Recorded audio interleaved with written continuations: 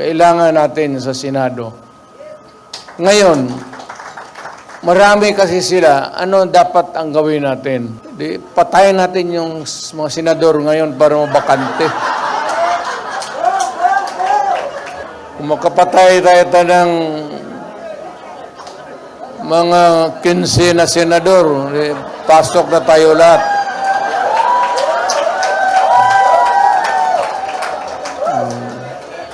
Pero kawawa naman. Pero nakakainis kasi yung, hindi naman lahat. May bala ka bang idemanda si former President Duterte or ireklamo siya sa NBI kaugnay dun sa kill remarks niya the other day?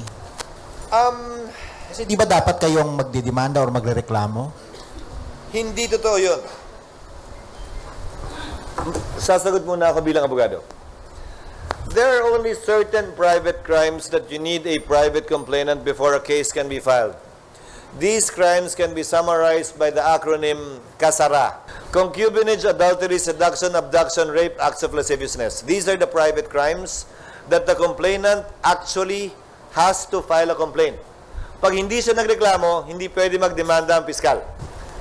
Hindi naman kasama sa CASARA yun eh. So, the fiscal can file this regardless of the presence or absence of a complaint from the supposedly threatened party.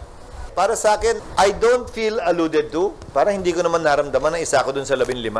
Hindi ko alam kung sino, pero parang hindi naman yata ako kasama dun.